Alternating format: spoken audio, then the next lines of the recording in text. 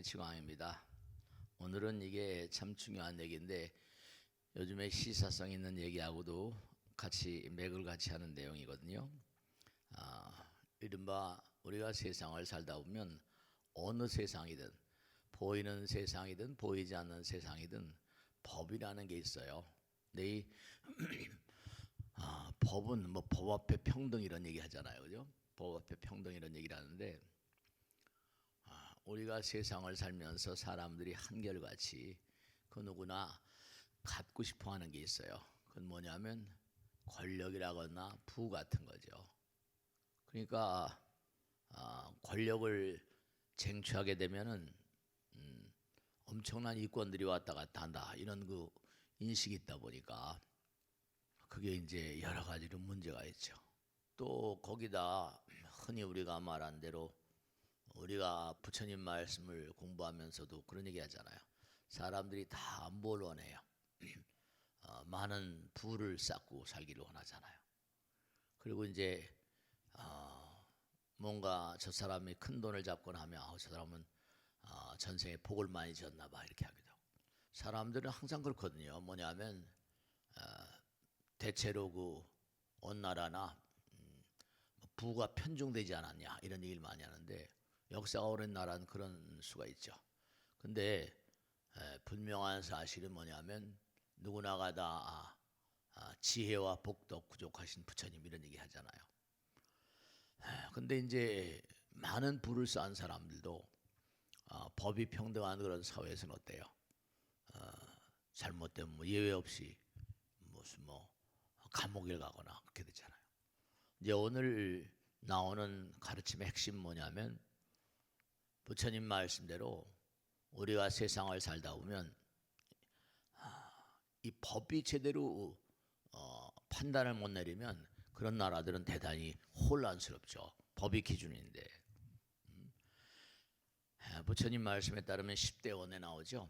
내가 미래제에 보리를 증득할 때 중생이 국법에 저촉되어 내리잖아요. 국법에 저촉되어 감옥에 갇히고 목에 칼이 씌워지고 사슬에 얽매여서 매질이나 사형을 당하게 되는 등 국법을 어그러뜨린다. 문제가 많이 되는 거죠. 그 나라도 뭐냐 하면 나라도 이 법이 제대로 서지 않으면 혼돈입니다. 마찬가지로 부처님 나라. 그러면 우리가 사는 나라는 어때요? 우리가 사는 나라는 법이 제대로 잣대 역할을 철저히 하다 보니까 안정되죠. 안정되지 못하면 사람이 불안해하거든요. 안정의 반대는 불안이잖아요. 이 불안하다는 게 이제 결국 뭐냐면 마음이 불안하면 제대로 되는 게 아무것도 없거든요. 마음이 불안하면. 그러니까 불교에서도 항상 마음의 안정을 얘기해요. 보시 뭐 지계인욕 정지선정치. 그러니까 마음의 안정과 마찬가지로 사회의 안정은 뭔가 하니 법의 안정이거든요. 법의 안정. 그러니까 중생들이 국법에 저촉된다. 이건 뭐냐 하면 우리가 마음 가운데 항상 어떤 마음을 가지고 있어요? 부처님 말씀 그대로 이 세상을 살면 현실 세계에 뭔가 내가 마음에 뭔가 깨름직한 바가 있으면 마음이 불안하잖아요. 누가 시킨 것도 아닌데. 그러니까 중요한 것은 뭐냐면 부처님 말씀대로 법이 모르는 거 아니 법이 마음 가운데 있다는 거예요. 근데 중요한 게 대부분의 사람들이 신법, 마음법을 자꾸만 어그러뜨려 버리고 마음을 양심을 자꾸만 놔버리고 말이죠. 그래서 중생들이 국법에 저촉된다. 이러면 이제 여러분 마찬가지죠. 세상을 살면서 이 세상법하고 부처님법하고는 좀 차원이 다른 어떤 세계니까 그 가능한 한 우리가 자기 마음을 제대로 잡고 성공적인 인생을 살려고 한다면 마음이 안정돼야 돼요. 우리는 지금 사람과 사람 사이에도 뭐가 있죠? 신용이라는 게 있잖아요. 신용, 신용이 뭔고하니 이게 재산이에요. 우리가 회사를 운영하거나 뭘 하다 보면 금융 거래가 이게 투명해야 되는데 그 사람이 신용을 뭔고하니 잃어버리면 은행에서도 이 사람을 제대로 대접을 안 하죠. 요즘엔 무슨 스마트폰 하나 가지고 있으면 전세가 통하잖아요. 그럼 뭔고하니 우리나라에 이제 신용등급이라는 게 있어요. 우리나라의 신용등급이 이게 추락을 해버리면 신용등급이 추락해버리면 화폐라는 게 뭐죠? 화폐라는 게 이게 뭐냐면 전부가 다 마음의 반영이거든요. 그럼 우리나라의 화폐의 가치가 떨어져 버리면 이게 상당히 문제가 되는 거예요. 그럼 결국은 그 해약된 것은 전부 다 국민들에게 돌아가거든요. 그 결국 여러분 똑같은 원리로 여러분의 마음이 불안하면 될 것도 안 돼요. 사람들이 이렇게 나는 되는 게 없어 이렇게 얘기하는 사람들은 자기 마음을 돌아봐야 돼요. 그게 전부가 다 나변의 이유가 있는 게 아니에요. 우리 전도사는 왜 특히 되는 게 없냐? 우리가 불교에서는 해탈이란 말을 쓰거든요. 해탈이란 말은 뭔가 아니 이른바 심해탈, 해탈, 구해탈 그래가지고 마음의 안정 상태 끊임없이 뭔가 아니 내 마음 가운데 껍데기를 벗겨내는 거예요. 어떤 껍데기? 네, 이른바 말하면 재물욕, 색욕, 식욕, 명욕, 수면욕 해가지고 이른바 무언가 자기가 마음이 좀 안정되려면 세상의 여러 가지 세속적인 껍데기를 벗어야 돼요. 그러니까 해탈의 길은 바로 뭐냐면 안정의 길이거든요. 마음이 안정되지 않고선 되는 게 아니고 마음이 안정되지 않으면 제대로 안 보여요. 남들은 다 보는데 그렇잖아요. 우리가 나이가 들고 그러면 문제가 되는 게 뭐냐면 금방 어디다 놨던 것도 금방 잊어버리거든요. 지혜와 복덕 이런 것처럼 뭔가 다른 사람들은 이게 뭔가 미래에 의미로운 것이 되겠다 이렇게 보이는데 이 사람은 다른 생각이 번뇌장, 소지장 그래가지고 번뇌가 이렇게 결국 껍데기라는 건 번뇌 껍데기거든요. 해탈의 길. 그러니까 우리가 삶을 도모하면서 항상 중요한 것이 그래서 항상 제가 말씀인 거예요. 뭐냐면 우리가 하루에 도무지 부처님 말씀을 몇 줄이나 몇 마디나 공부하는가. 부처님 말씀을 연마하지 않고서는 하는 일들이 제가 언젠가도 말씀드렸잖아요. 그죠? 이 재앙이라는 거. 뭐 물의 재앙, 불의 재앙, 바람의 재앙. 불교에서 이제 삼재를 얘기할 때 수재, 풍재, 화재, 그다음에 뭐 인시적에서 사람의 재앙, 때의 재앙, 무슨 뭐 장소의 재앙 뭐 이런 게 있거든요. 뭐 삼재, 제가 삼재에 대해서 여러 가지 말씀드렸잖아요. 그 중요한 게 뭐냐하면 우리가 삶을 도모하면서 가뜩이나 우리가 태어난 것도 이게 상당히 어려움. 왜냐하면 부처님 말씀대로 태어나는 별이 다르고 태어난 나라가 다르고 그래서 우리가 여기 지금 나오는 것처럼 국법에 저촉된다. 이거는 나라법에 뭔가 저촉이 된다는 건 그 사람이 평상시에 삶을 도모하면서 법에 대한 감각, 법에 대한 법감정이라고 하거든요. 법에 대한 어떤 그런 생각이 이게 불분명했던 거예요.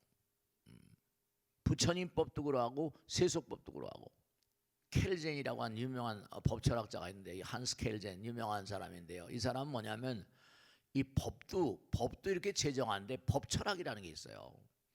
이 법을 제정하는 게 국리민복에 많은 사람들 백성들에게 뭔가 얼마나 의미로운 것인가. 이 입법을 하는 어떤 철학이 있는데 과연 이것이 국민에게 얼마나 이로운 것인가. 국제적인 어떤 사회, 국제사회에서 얼마나 뭔가 의미로운 것인가. 그러니까 우리가 삶을 도모하면서 이 국법에 저촉된다. 이건 상당히 문제가 있거든요. 그건 왜냐하면 그 사람은 그렇죠. 바른 마음으로 바르게 돈을 벌고 바르게 살려는 의지가 취약하니까. 그 우리가 왜 이렇게 부처님 말씀을 공부하고 부처님 말씀 따라 살아야 되고 기도하는 삶의 자세가 중요한 거 하면 부처님 말씀은 이 우주법이거든요. 우주법이에요. 부처님 말씀은 문자 그대로 정말로 이 우주에 있는 무량 중생들이 다 그를 따라가야만 되는 거니까. 우리가 삶을 도모하면서 우리 마음 가운데도 사실 나라에도 법이 있지만 우리 마음 가운데 누구나가 다 항상 제가 말씀드려요. 우리 마음 가운데도 부처님 계시거든요. 그건 양심법이라고 할까? 내 마음 가운데 어떤 줏대를 바로 딱 세우기 위해서 뭐냐면 그래서 우리가 부처님 말씀을 공부하는 거예요. 아, 그랬구나. 부처님 말씀을 공부하면 내 마음 가운데는 양심을 우리가 내 마음 가운데 계신 부처님을 다시 되살리는 거니까. 그러니까 그런 얘기 많이 해요. 황금의 눈이 멀었다든지 뭐죠. 눈이 멀게 되면 안 보여요. 안 보여요. 안 보이면 이건 순간에 이 범죄라는 게 순간에 이게 문제가 되는 거죠. 순간이라는 게 결국 뭐냐면 참선에도 도노돈순이 도노점순 이런 게 있지만 눈이 막혀버리면 순간 안 보여버려요. 근데 눈이 탁 열려버리면 순간에 보여버리거든요. 순간에 깨달아버린다. 돈수. 우리가 부처님 말씀을 연마하고 끊임없이 살다 보면 어떻게 되는 거 아니? 네, 모든 건 그렇거든요. 아까 해탈의 길, 열반의 길 했잖아요. 부처님께서 우리가 생활 속에 현실 속에 열반을 구별하라. 열반이나 해탈 같은 게 무슨 저 멀리 있는 게 아니에요. 해탈 열반이 무슨 뭐 내가 성불해야지만 해탈 열반의 길이 열리는 게 아니라 내가 매일매일의 삶을 살면서 부처님 말씀대로 해탈 열반은 과정 가운데 있거든요. 어떤 과정이야? 지금 말씀드린 대로 누가 나에게 돈을 주면서 뭐 나를 매수하려고 그런다. 뭐 어떻게 하려고 그런다. 이게 순간 까매지거든요. 그 부처님 말씀대로 해탈은 다른 게 아니라 순간순간 이기적인 나와 부처님의 나와의 싸움에서 내가 이길 때 그때 내가 뭔가 기분이 좋거든요. 아, 내가 돈을 물리쳤구나. 그때 뭔가 마음이 좋아지면서 즐거워지죠. 부처님이 칭찬했어. 너 참 잘했다. 부처님께서 머리 쓰다듬어 주신 걸 느끼거든요. 그런 걸 해탈의 기쁨이라고 그래요. 그러니까 매일매일의 삶 가운데 내가 여기 지금 나오는 것처럼 감옥에 가시고 목에 칼이 씌워지고 사슬에 얽매여서 매질이나 사형을 당해. 우리가 삶의 양상 가운데 세속에서는 뭐 매를 맞고 하지만 내가 뭘 잘못하면 그 사람 두고두고 세세생생 괴롭거든요. 중요한 게 해탈의 어떤 삶을 살면 열반연 니르바나라는 건 불꽃을 꺼버리는 거거든요. 무슨 불꽃? 열망, 욕망의 불꽃을 꺼버리는 거거든요. 그러니까 우리가 매일매일 부처님 말씀을 공부하지 않을 수가 없어요. 그러니까 부처님 말씀 얼마나 공부하시는가. 그러니까 여러분들이 정말 안타까운 게 남편이 뭐 사업을 하다 안 된다 된다 될 듯 안 된다. 이게 전부 다 뭐냐 하면 우리가 매일매일 살면서 전생의 업이라는 게 다 이게 전부가 다 업이라는 게 업장이라고 그러잖아요. 전생에 내가 갈고 닦은 어떤 도덕성이랄까 윤리성의 어떤 그런 내 껍데기 같은 거거든요. 그런 걸 이제 그런 걸 도덕성을 내가 뭔가 배관시하고 윤리성을 배관시하고 부처님 법성을 배관시하고 그런 게 쌓여있는 게 그게 업장이니까 이 세상에 나와서 스님 스님 말씀대로 부처님 법을 공부하고 기도를 했는데 안 되대요. 안 될 수밖에.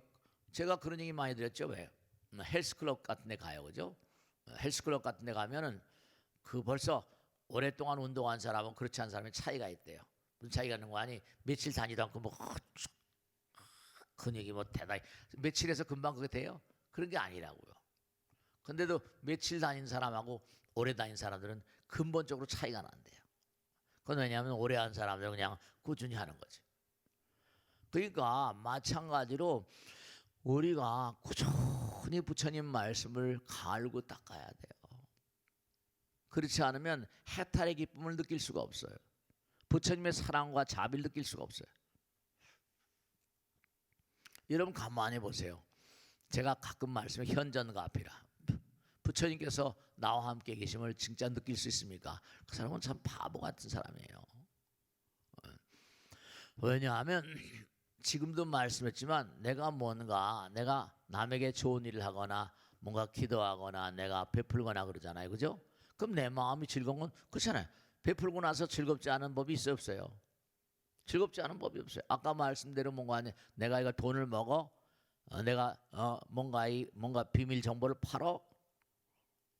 근데 돈을 잠깐 받지만 뭐라 두고도 괴롭죠. 근데 내가 이거 먹어서 내가 많은 사람한테 해악을 끼칠 수 있느냐? 그건 내가 나를 이기는 거죠. 그러니까 해탈열반의 길은 뭐냐면 이기적인 나, 참나, 부처님의 나가 이기적인 나를 이길 때마다 이기적인 나는 뭐라? 이건 악마의 나거든요. 그럴 때마다 부처님께서 나에게 뭔가 머리 쓰다듬어 주시는 그런 그 상황이 뭐냐면 내 마음에 기쁨이 오거든요. 그 열반의 마음이에요. 현실 속에 자꾸만 열반을 구현하는 그런 삶. 이게 정말로 중요한 거거든요. 그 여기도 나오는 것처럼 여러 가지 뭔가 그런 상황들이 계속 뭔가 끊임없이 나를 괴롭히거든요. 우리 인생을 살다 보면 그런 것이 매일매일 그래요. 내가 제 편을 들어 이 편을 들어 매일매일 그런 일들이 벌어져요. 근데 중요한 거 내가 이래야 돼 저래야 돼. 저는 하도 많은 그런 보살님들하고 살다 보니까 뻔히 보면 다 알아요.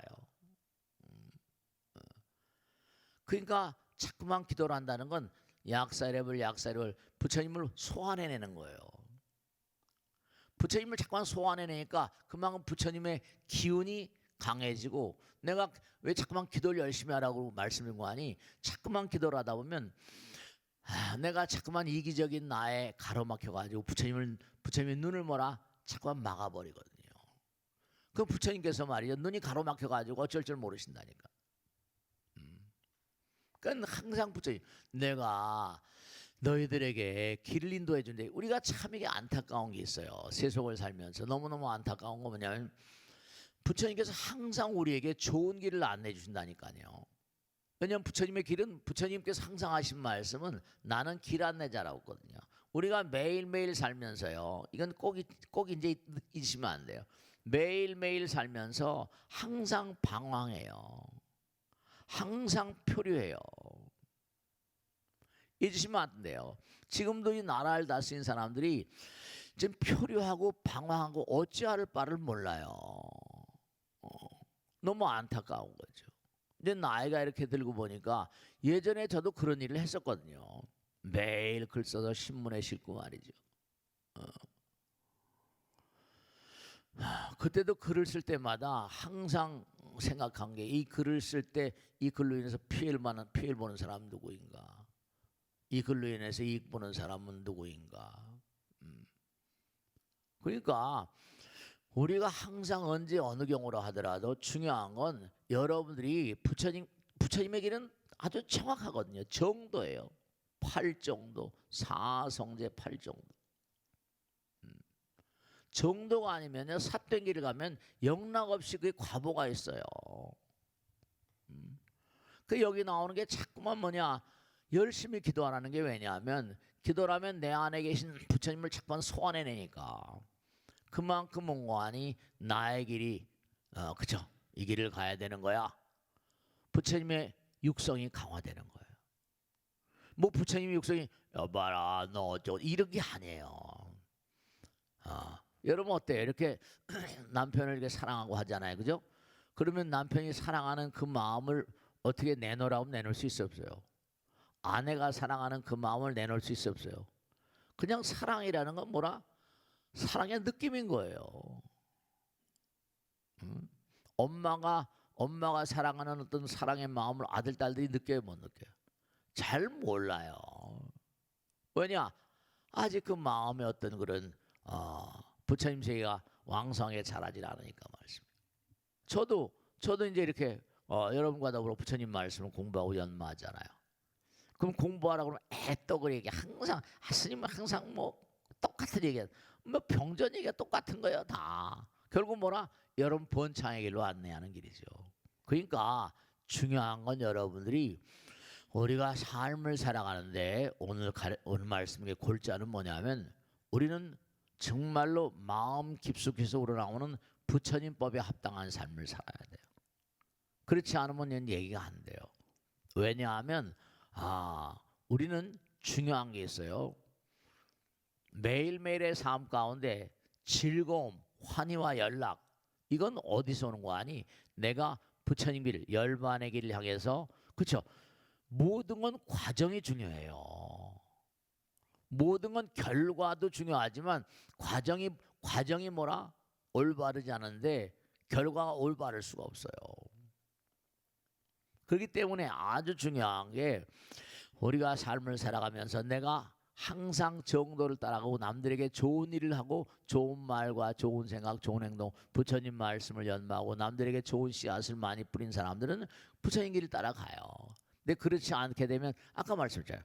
우린 매일매일 사실은 뭐냐면 부처님의 육성을 듣고 살고 있어요. 그걸 잊으시면 안 돼요. 그런 게 화를 부를 수가 있다는 거예요. 아시겠죠? 자, 오늘은 여기까지 하겠습니다. 대단히 감사합니다. 다음 주에 다시 오겠습니다. 고맙습니다. 네.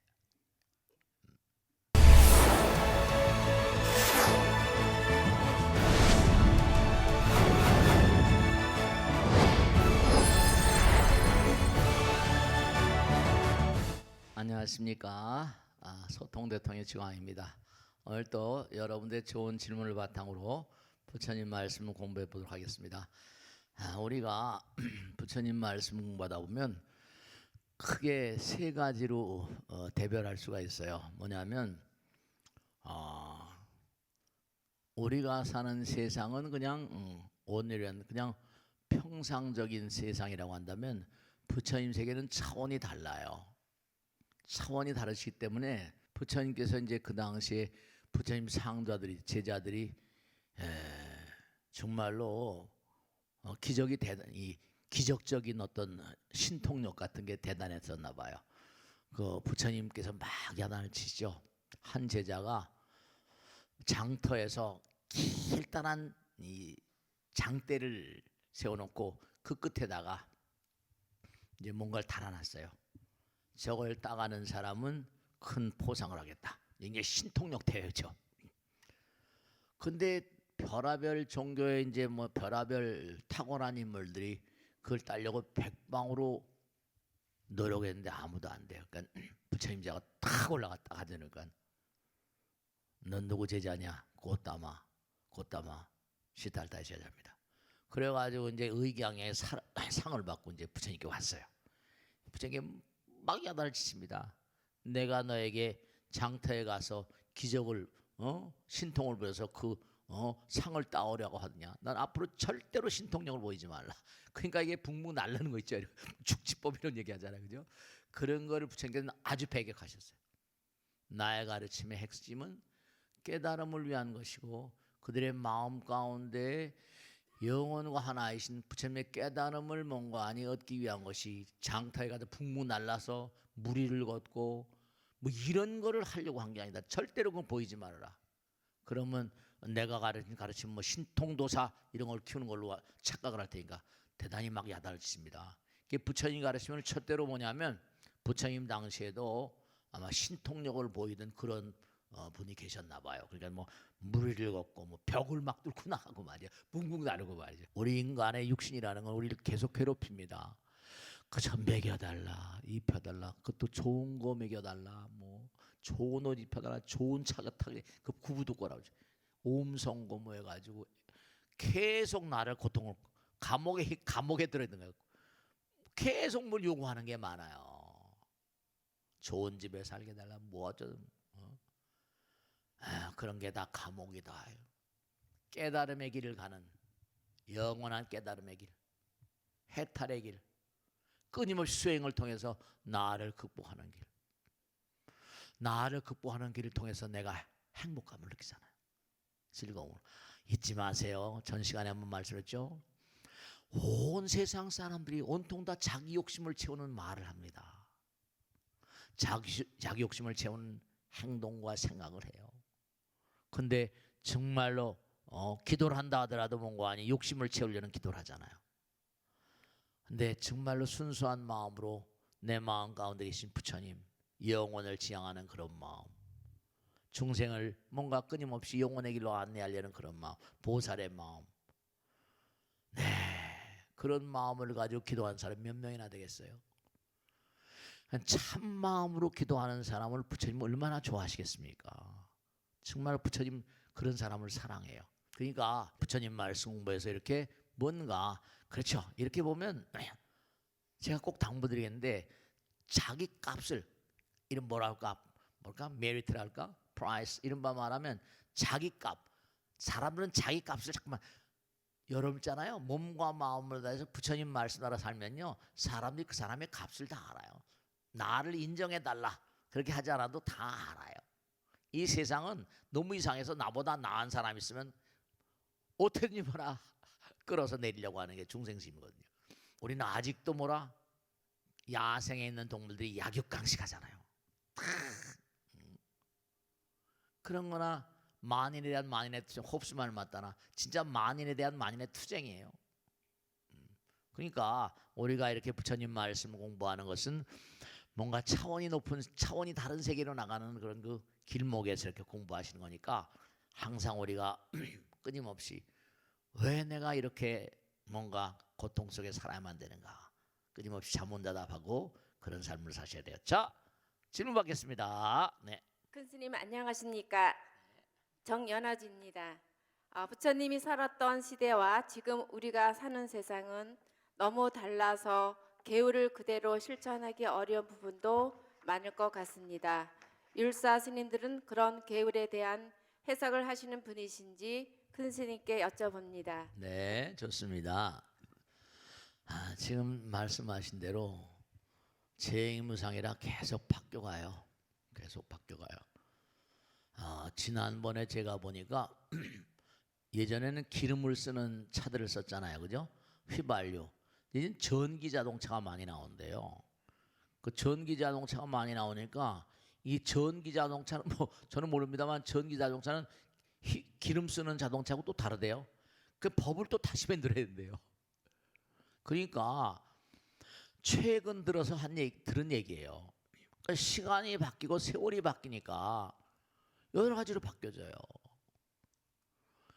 이른바 말하면 수범수라고 그럴까? 이른바 말하면 그 시절 인연 따라서 계속 바뀌는 것처럼 스님들의 세계도 마찬가지고, 세속도 마찬가지예요. 선지문 개차라. 이제 우리 스님들이면 초발심 자격문이라는 데 보면 개초심학문이라는 그 스님들 공부하는 게 있어요. 그 지범 개차, 어떤 때는 계율을 잘 지켜야 되고, 뭔가 아니 어떤 때는 계율을 좀 뭔가 좀 풀어야 되기도 하고, 열어야 되기도 하고, 막기도 하고, 이런 걸 정확하게 잘해야 된다, 뭐 이런 게 나오거든요. 부처님 당시에 실제로 뭐냐면 비구, 탁월한 어떤 수행자, 부처님 제자가 병이 났어요. 병이 났는데 부처님께 딱 진단해 보니 육약을 써야 된다. 육약은 뭐 고기예요. 그러니까 단백질 부족이 됐나 봐요. 요즘에도 병원에 가면 단백질 부족 이렇게 나오잖아요, 그죠? 단백질 부족이 됐나 봐요. 그러니까 이 스님을 너무 좋아하던 이른바 세속 사람이 시장판에 가서 고기를 팔라. 우리 스님이 죽게 생겼다. 고기를 팔라. 근데 인도엔 또 특히 뭐예요? 소를 또 우상시하잖아요. 그러니까 고기를 먹고 한 거예요. 이 스님을 너무너무 사랑하는 속세 사람이다 보니까 자기 넙쪽 다리를 끊었어요. 자기 넙쪽 다리를 끊어가지고 스님한테 과서 먹이니까 스님이 나았어요. 그 소문이 듣고 부처님 막 야단칩니다. 어찌 그런 일을 했냐.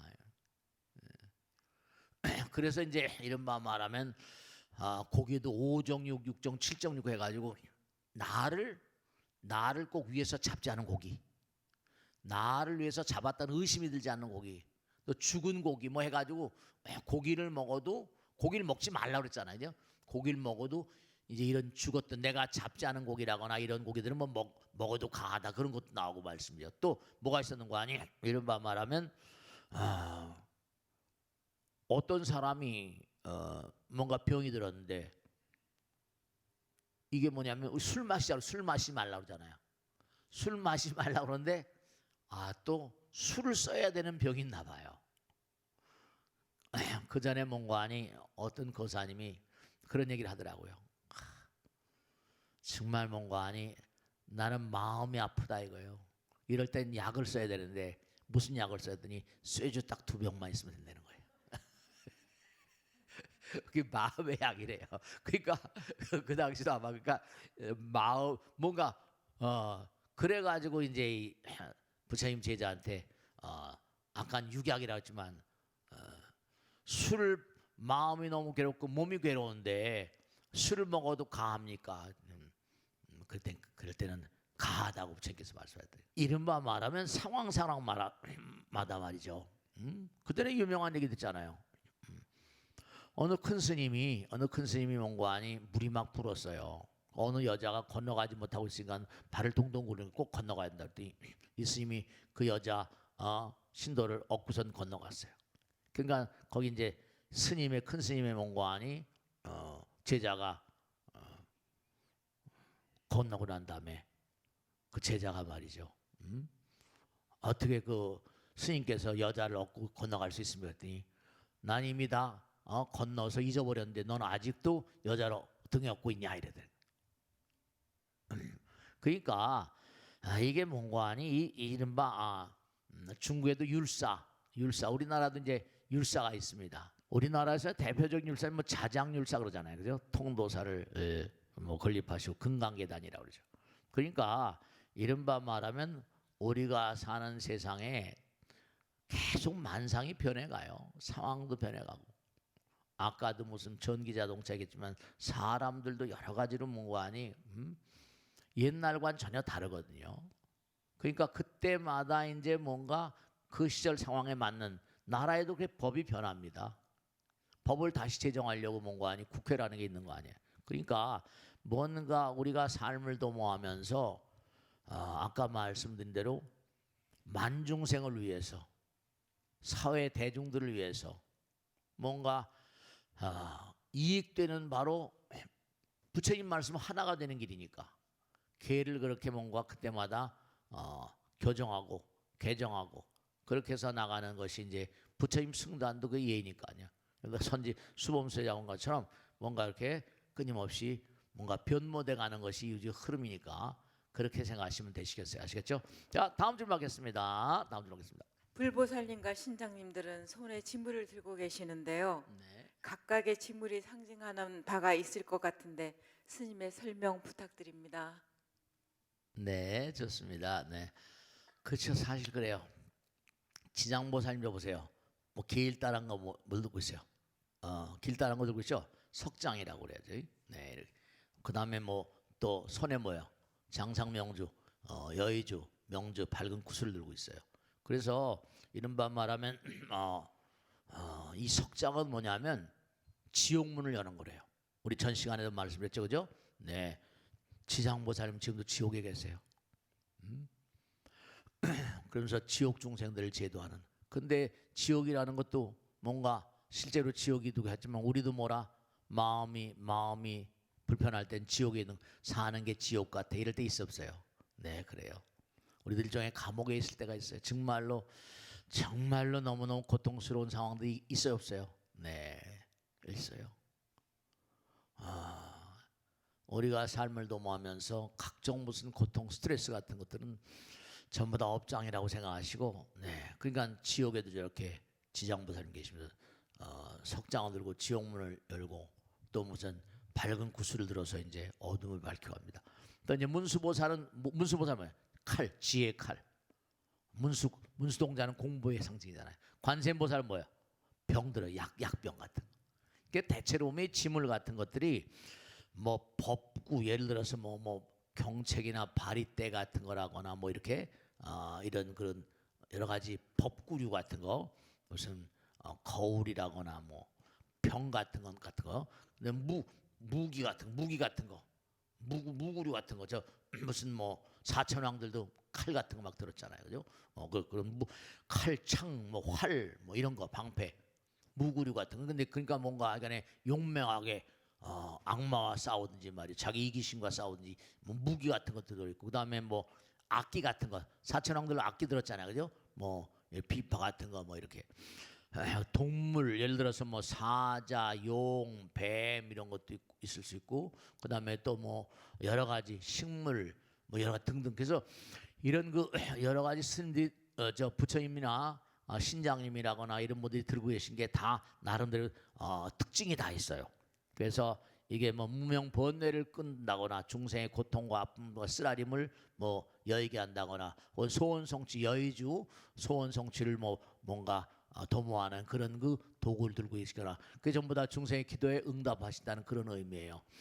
그래서 이제 우리가 이제 생각할 건 뭐냐면, 여러분들로 부처님도 이렇게 지장보살님 다 들고 계시잖아요, 그죠? 그다음에 또 뭐 손가락으로 항마 촉진 그래가지고 마구니를 퇴치하는 그런 여러 가지 결인도 있어요, 그죠? 손가락으로 여러 가지 모양 모습 쓰잖아요. 사람마다 다 예를 들어서 뭐 피아노를 잘 친다, 바이올린을 뭐 잘 킨다, 뭐 무슨 뭐 쟤는 수학을 잘한다, 뭐 쟤는 뭐 재주가 있잖아요, 그죠? 자기 나름의 무기가 있어야 돼요. 나의 어떤 트레이드마크.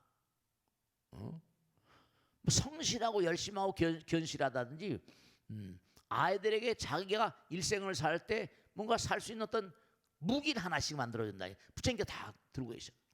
그 여기 지금 부처님도 다 손에 들고 있는 건 뭐 석장이라거나 무슨 뭐 구슬이라거나 전부 다 무슨 뭐 지혜 칼이라든지, 이게 다 뭐냐면 손. 우리가 그런 얘기 있잖아요. 손이라는 건 이거 수완이 좋다. 저 사람은 손수 잘 쓰거든요. 수완이 좋다. 능력을 상징하는 거란 말이죠. 그러니까 우리가 다 이 손이라는 건 밖에 나와 있는 뇌라고 그래요. 외뇌라고 그러고 발은 심장과 통한다고 그러거든요. 그러니까 항상 우리가 뭔가 손으로 잡든지 무슨 연꽃 위에 있는 뭐 그런 걸 이렇게 잡고 있다든지 말이에요. 뭐 연줄기 잡고 있다든지. 그러니까 이른바 말하면 아이들이 자라나면서 저 아이가 어떤 재능을 가지고 있는가. 그러니까 무슨 탁월한 피아니스트다 못하면 커나면서 제가 피아노에 재주가 있구나, 그 길로 가야 되겠구나, 부모가 빨리 어떻게 간파하는 거죠. 그러니까 그렇게 뭐 열 몇 살 때 세계적인 콩쿠르에 가서 상도 받고 막 그러잖아요. 그런 걸 잊어버리면 말이죠, 재능을 썩히게 될 수도 있는 거죠. 그러니까 뭔가 하여간에 옛날부터 이런 뭐 무기라거나 이런 게 뭐 연꽃이라거나 금강저, 석장, 여유주, 정병, 이게 전부가 다 어떤 그런 특징적인 것이고 기능을 다 가지고 있단 말이에요. 그래서 우리가 뭔가 삶을 살아가면서 누구나가 다 자기 나름대로 어떤 그런 한 카드 하나 뭔가 내놓을 수 있는, 그저 뭔가 그런 기능을 가지고 있으면 그게 삶을 도모하는 데 어떤 의미로운 게 아닌가, 그런 생각을 하게 됩니다. 자, 다음 줄 받겠습니다. 네. 요즘 마약, 도박, 그다음에 인공지능의 발달로 인해 가지고 딥페이크 같은 청소년 범죄가 날이 갈수록 심각해지고 있는데요. 과거에도 분명히 어떤 문제점들이 많이 발생했었을 것 같은데 84,000 대경전을 펼치신 부처님께서도 이에 관련된 경계의 말씀을 하신 것 같아요. 그거에 대해서 궁금한 사항인데요. 큰 스님이 좋은 말씀, 지혜로운 말씀 부탁드립니다. 우리가 꼭 하나 생각할 게 있어요. 담배 같은 것도 니코틴 일종의 중독성이 있다고 그러잖아요. 마약도 마찬가지고 도박도 마찬가지고 딥페이크 같은 것도 막, 우리가 세속의 바깥 세상에는 모든 것들이 우리 몸에서 전부 다 뭔가 몸에서 전부 다 함께하는 내용들이에요. 예를 들어서 가만히 보면 우리가 세속에 무슨 뭐 마약이 있다. 그럼 어떻게 되는 거 아니? 우리 몸에도 마약이 나와요. 우리 몸에서 나온 마약을 모르핀을 갖다가 줄이면 올핀이라고 그러고, 우리 몸은 엔도라만 해서 엔돌핀이라고 그러죠. 엔도라만 인사이드 있나 이런 말 말하면 우리 몸에도 마약이 있다. 그래서 엔돌핀이라고 불러요. 엔돌핀은 뭔가 하니 바깥에 있는 마약의 10배 이상의 강도를 지닌대요. 그러니까 바깥에 있는 마약 같은 건 상대도 안 되는 게 우리 몸에 쏟아져 나오는 거예요. 그 왜 그게 나오냐? 고통을 이겨내기 위해서. 네, 고통을 이겨내기 위해서. 엔돌핀의 100배 되는 게 또 있어요. 그걸 다이나란 말이 100배거든요. 다이놀핀이라는 것도 있대요. 엔게팔린 같은 거. 뭐 우리 몸에 있는 호르몬 같은 게 전부 다 그런 역할을 하거든요. 근데 참 무서운 것이 뭐냐면 우리가 엔돌핀이라거나 다이놀핀이라거나 엔게팔린 같은 이런 물질들은 내가 정말로 고통스러운 상황이 될 때 그걸 이겨내게 하기 위해서 우리 몸에서 분비가 되는 거예요. 그러니까 처절하게 내가 정말로 몸과 마음을 던져서 몰입의 경기를 가버리면 황홀경이 와버리거든요. 그러니까 열반이라거나 해탈이라거나 아까도 말씀했죠. 내가 뭔가 나를 이기면은 언젠가 말씀드리니까 나를 이겨버리면 우리 몸에서 뭔가 좋은 물질 나오고 항상 드린 말씀이잖아요. 우리 몸은 육신이고 물질이에요. 마음의 세계는 다른 차원인데 마음과 몸의 교량력하는 게 호르몬이에요. 엔돌핀이라거나 다이놀핀, 이런 물질들이 호르몬 계열이니까 내가 정말로 고통스러운 상황, 뭐 마라톤을 뛴다, 49.19km 100리를 뛴다, 1시간 뭐 2시간 이렇게 말이야. 그럼 어떻게 되는 거 아니? 그 고통스러운 그 몸의 어떤 고통을 이겨내기 위해서 우리 몸에서 분비되는 게 이게 이른바 말하면 엔돌핀, 다이놀핀 같은 거. 그럼 그게 뭐냐면 이른바 말하면 황홀경을 가져다 줘요. 너무너무 고통스러운 경기를 이겨내야 되니까 황홀경을 가져다 주는데 그땐 정말로 그러니까 runners high, high란 말이 원래 마약에 따르는 은어 같아요. runners high. 제가 자꾸만 기도를 해보라는 게 기도는 몸과 마음을 던져서 보면 알 수 없는 즐거움 같은 게 있거든요. 해탈의 세계라는 게 뭐 다른 게 아니라 해탈 열반의 세계. 그러니까 이 도박이라거나 마약 같은 건 그러니까 몸에서 나온 마약은 나의 고통을 담보하는 고통을 이기게 하는 몸에서 분비되는 건데 그거는 좀 특수한 경우 같은 거죠. 근데 특수한 경우가 아니라 하더라도 내가 나를 이길 경우는 그렇죠? 내가 이거 해낼 거야, 꼭 해낼 거야. 그러면 해내고 나면 기분이 좋잖아요. 그만큼 내가 이기적인 물질의 육신의 나를 이기는 거라고요. 그때 분비되는 게 이런 우리 몸에서 엔돌핀이라거나 다이놀핀이라거나 이런 게 나오거든요. 쾌락이라는 게 그런 호르몬과 다 연결돼 있다고요. 그러니까 부처님께서 항상 뭔가니 벌겋게 타오르는 불구덩이를 피하는 것처럼 발로 뱀의 머리를 밟지 않는 것처럼 욕망의 대상을 피하라. 우리 몸 거기에 반응하게 돼 있거든요. 그래서 우리가 다른 것보다 여러 데 빠져버리면 내가 나를 담보할 수가 없어요. 내가 나를 이기지 못하면. 그러니까 이런 거 한번 약을 찌르면 도무지 뭔가 아니 너무 황홀하게 들어있는데 그러면 내 몸은 슬슬 파괴돼 버린다고. 그래서 우리가 항상 욕망이라는 걸 경계해야 되는 것처럼 왜냐하면 이건 내가 수행을 해서 그런 경계를 가야지 그런 물질이 나온 건데 강제적으로 그런 상황을 한번 체험해 보면 그 상황을 잊지 못하니까 약을 자꾸만 그럼 몸은 깨져버리거든. 그러니까 항상 욕망의 쾌락에 나를 던져버리면 나는 이제 삶이 그것으로 끝나버리고 마는 거니까 아시겠죠? 그래서 우리가 삶을 도모하면서 항상 그래서 운항복심 부처님 말씀대로 항상 자기를 통제하는 그런 법을 배워야 되고 일종의 뭐냐면 육신 같은 것도 하나의 뭔가 아니 뭐랄까요? 자동차에다 비유한다고 그럴까? 뭔가 도구거든요. 도구라는 건 뭐예요? 그걸 움직이려면 일종의 배터리? 그러니까 이게 100년 사는 어떤 기계라고 한다면 우리가 먹고 하지만 그걸 자꾸만 과도하게 써버리면 고장이 나고 수명이 오래 갈 수가 없죠. 인생은 파탄으로 가버린 거죠. 그래서 우리가 항상 남을 이기려고 하지 말고 나를 이기려고 하고 항상 삶의 쾌락과 욕망을 이기라고 하는 것도 부처님 말씀 그대로 그저 뭔가 아니 인생을 대충 살 게 아니라 이 몸을 받아 나와서 할 수 있는 해야만 되는 그런 숙명적인 과제들이 있는 거예요. 자기 자신의 어떤 그런 삶의 의무와 책임을 분명히 하고 살아야 돼요. 자, 마치겠습니다. 다음 시간에 또 뵙겠습니다. 감사합니다.